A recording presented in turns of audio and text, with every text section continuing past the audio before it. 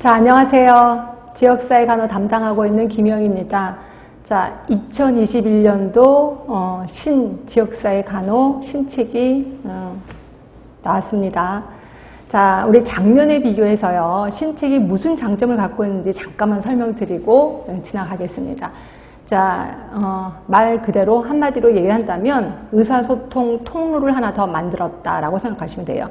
자, 기존에 있었던 네이버의 진통카페, 이거는 기존의 통로이고요. 여기는 당연히 지금도 진행이 되고 있습니다. 그래서 여러분들이 질문을 하시면 여러분들끼리 상의를 하시거나 또는 가끔가다 제가 들어가서 답변을 달아드리기도 합니다. 또 하나 통로를 만들어 드린 것 중에 하나가, 책을 잠깐만 책 받아보셨죠? 책에 보시면 18쪽을 좀 보세요. 자, 18쪽에 보시면 보건정책의 결정 과정 아랫부분입니다. 거기에 QR코드가 있을 거예요. 자, QR코드를 찍어보신 분은 아시겠지만 이거를 찍어보시면 자동적으로 유튜브로 넘어갑니다. 결국 이 부분에 대해서 좀 정리가 필요해, 또는 이 부분이 조금 어려워, 또는 이 부분이 기출문제로 나왔었어, 이런 부분을 제가 영상으로 찍어서 유튜브에 올려드린 겁니다. 결국 이 QR코드를 이용해서 자, 예습 가능합니다. 복습 가능합니다. 더더군다나 무한 반복 학습 가능하다는 거죠. 그치? 자, 제가 한 20년 정도 벌써 강의를 했네요. 자, 이 강의를 하면서 모든 분들이 그래요. 지역사회 너무 어렵다 라고 얘기하는데 도대체 왜 어려울까? 그걸 고민을 좀 해봤거든요. 그랬더니 딱 두 가지로 결론이 나오더라고요. 자, 하나가 뭐냐면, 자, 지역사회 마인드가 있어야 돼. 지역사회 간호에 마인드가 있어야 됩니다. 그렇죠? 그러니까 대부분 여러분들은 임상에서 있다가 오시는 분들이 좀 많아서 병원 마인드예요. 말 그대로 성인 간호 마인드란 말이에요. 근데 이런 마인드 갖고 지역사회를 접목을 하면 이게 뭔 소리야? 그게 그거 아니야? 라고 이게 구분이 좀 안 되는 경우가 많거든요. 그래서 지역사회 간호 마인드가 일단 있어야 돼요. 그리고 그럼 이것만 있으면 되느냐? 아니요. 요것만 있으신 분들이 대부분 보건소에서 좀 일을 하셨던 분들이 지역사회 간호 마인드만 있어요. 이런 분들이 시험을 보면 또 웬만하면 또 떨어지더라고요. 그 이유 중에 하나가, 두 번째, 단순 암기 능력이 있어야 돼요.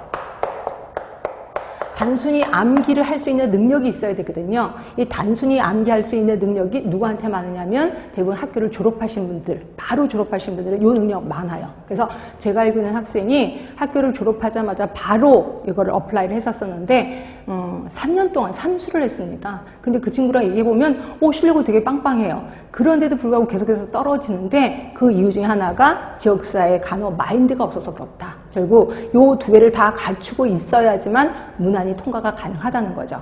자, 그래서 봤더니 단순 암기 능력 같은 경우는 한 70%. 그래서 내가 죽어라 외워도 70점 정도 맞는다 라고 보시면 되고, 나는 지역사회 간호 마인드가 있어. 나 그곳에서 일도 했었어. 그러면 여기서 그것만 있어. 단순 암기는 없어. 그럼 30% 정도라고 보시면 될 것 같아요. 그러면 결국 저의 숙제는 뭐예요? 요 두 개를 같이 업그레이드를 시켜줘야 되겠다라는 책임이 저한테 있다는 거죠. 자, 일단 단순 암기 능력을 위해서 저는 어떻게 할 거냐면요. 제 수업을, 수업 시간에 맨 처음에 전체적인 프레임, 수업 시간, 전체적인 프레임을 설명할 겁니다. 그래서 이번에 배울 거는 이런 것들을 배울 거고, 이 중에서 뭐는 중요하고 뭐는 건성 지나가도 됩니다 라고 전체적인 프레임을 먼저 설명을 드릴 거고요. 그리고 나서 우리 교재를 이용해서 이론을 접근할 겁니다. 이론을. 그리고 나서 마지막에 총 정리를 해드릴 겁니다. 자, 총 정리를 뭘 갖고 해드릴 거냐면, 거기 잠깐만 보시면 몇 쪽일까요? 자, 133쪽을 보세요. 133쪽에 보시면 파이널 테스트라고 있습니다. 일명 제가 가로넣기라고 얘기하는데, 이 가로넣기를 보면서 총 정리를 할 겁니다. 그리고 이걸 끝나는 게 아니라 여러분들은 이걸 사진을 찍어서, 그리고 이제 버스를 타고 가면서 또는 전철을 기다리면서 이걸 보면서 계속해서 답을 해야 된다는 거죠. 그래야지 단순 암기가 되거든요.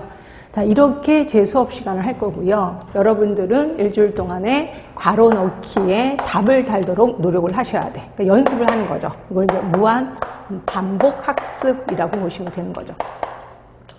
자, 그리고 나서 일주일 뒤에 저한테 다시 오시면 그때는 이걸 확인하기 위해서 쪽지 시험을 볼 겁니다. 쪽지 시험. 자, 어떤 분들은 쪽지 시험에 답만 알려주세요 라고 얘기하는데 절대로 제가 답만 알려드리진 않습니다. 이거를 보통 제가 이제 하루에 3시간 하는데 마지막 시간 처음 시작할 때 답을 알려드리면서 또 문제 해설도 해드릴 겁니다. 제발 문제 해설을 정확하게 들으셔야 돼요. 그래야지만 지역사회 간호 마인드가 이제 생길 수가 있거든요. 그래서 쪽지 시험 볼 거고, 그래서 이제 석 달 다 공부를 했어. 그럼 이제 남을 나라 하느냐? 아닙니다. 여기서 또 애프터 서비스 들어가겠습니다. 애프터 서비스 제가 유튜브에서 메일링이라는 서비스를 해드리고 있는데요. 말 그대로 10개의 문제를 매주 한 번씩 보내드립니다. 10개의 문제를 보내드리고, 자, 요거를 자, 30회차까지 보내드립니다. 30회차까지. 문제가 굉장히 많을 겁니다. 그리고 이거는 당연히 답만 이때는 이제 알려드리는 건 아니고요. 여러분들이 답을 해서 저한테 보내. 그러면 몇 번 틀렸습니다. 몇 번 맞았습니다. 이렇게만 보냅니다. 그러면 여러분들이 왜 틀렸는지 여러분 스스로 공부를 하셔서